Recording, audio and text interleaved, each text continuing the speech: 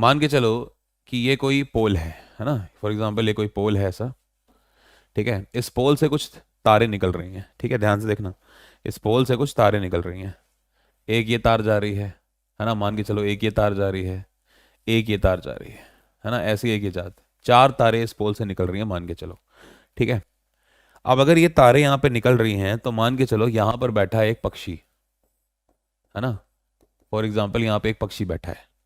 अब बात यह है कि अगर ये पक्षी इस तार के ऊपर बैठा है तो क्या इस पक्षी को, है ना, क्या इस पक्षी को करंट लगेगा या नहीं लगेगा? जल्दी से बताओ, क्या इस पक्षी को बेटा करंट लग सकता है या नहीं लग सकता है? जल्दी से आप सारे बताएंगे।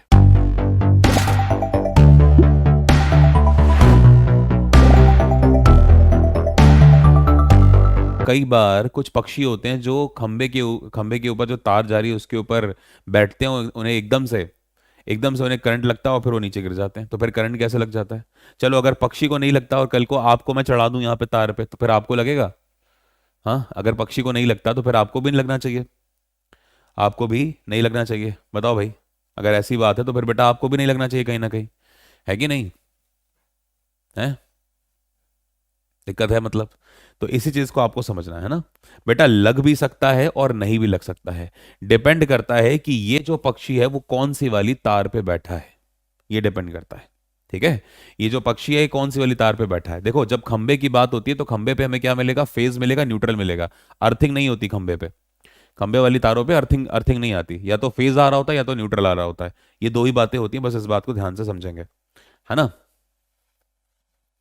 कभी नहीं लगेगा क्योंकि उसके पैर में ब्लड नहीं रहता है। अरे मूर्ख इंसान, कितने गधे हो तुम लोग।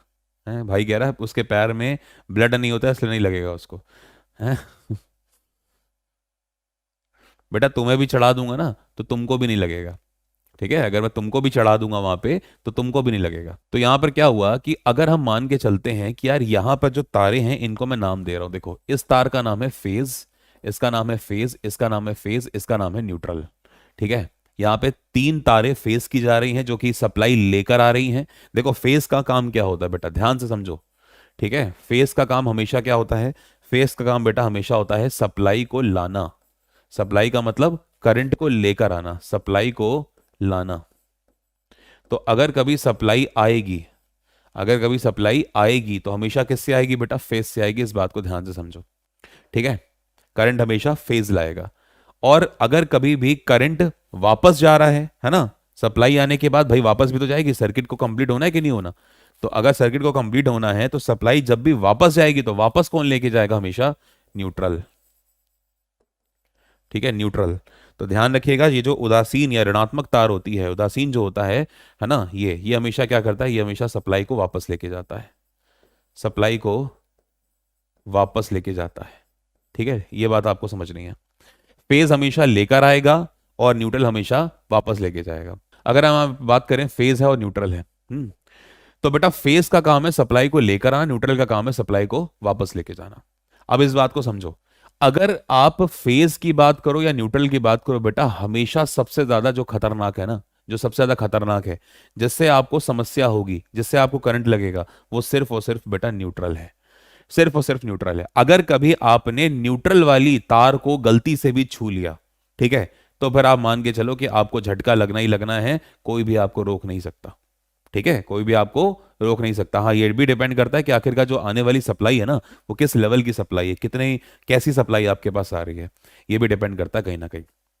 अब देखो बेटा, ये पक्षी कहां बैठा था? ये पक्षी बैठा है फेस के ऊपर, फेस के ऊपर। मान चलो फेज 1 है, ये फेज 2 है, ये फेज 3 है ना। आपने देखा होगा आपके घरों में, आपने सुन रखा होगा कि यार दो तीन कनेक्शन आ रहे हैं, एक लाइन यहां से आ रही है, एक लाइन वहां से आ रही है। तुमने घर में कभी सुना होगा कि तुम्हारी मान के चलो कि ये फेस चला गया, है ना, ये फेस खराब हो गया, तो जी हमने हमने दूसरे फेस की सप्लाई आपको दे दी, है ना, और आपके घर की लाइट जल गई। कभी शायद तुमने बचपन में ये बात सुनी हो या हाल फिलहाल में ये बात कभी सुनी हो, है ना, कि मतलब आने वाली लाइन होती है, हमारे घर पे कई सारे फेज आ सकते हैं, लेकिन हम लोग क्या करते हैं आमतौर पे? एक ही फेज से अपने पूरे घर की लाइट जलवाते हैं।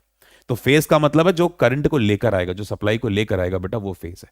तो अगर कभी भी आप फेज को टच करोगे तो फेज को टच करने वाला कभी भी आपको करंट नहीं मारेगा, कभी भी नहीं मारेगा, क्योंकि वो सप्लाई को लेकर आ रहा है ना।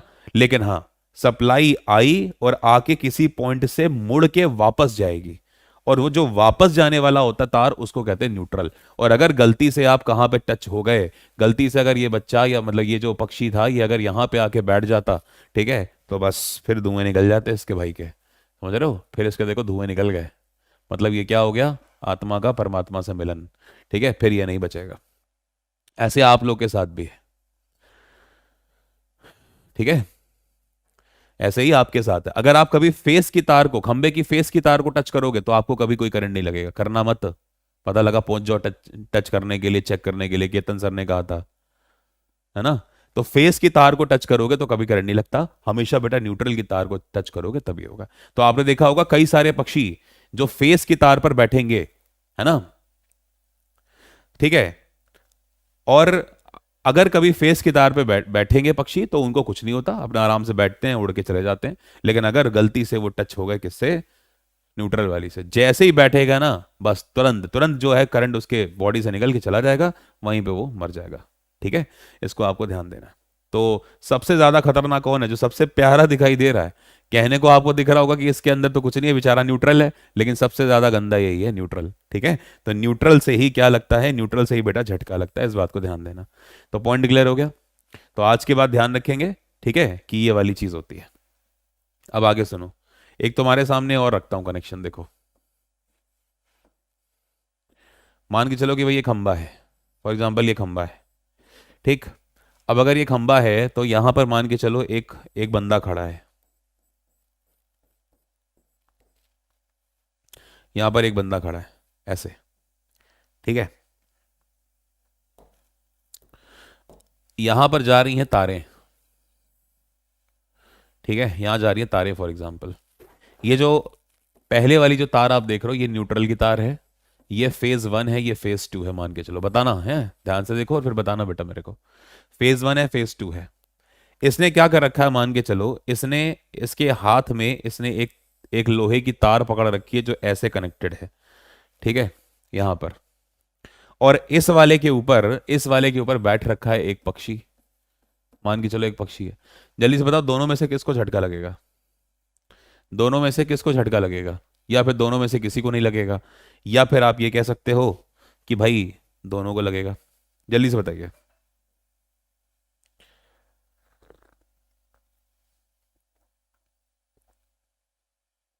ठीक है, जल्दी बताओ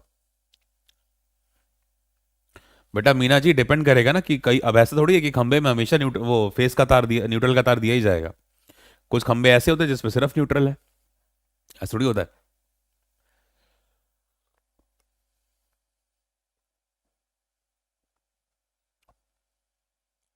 जी हाँ, फेस की वायर को आप पकड़ सकते हो, बट करना मत कोई, ठीक है।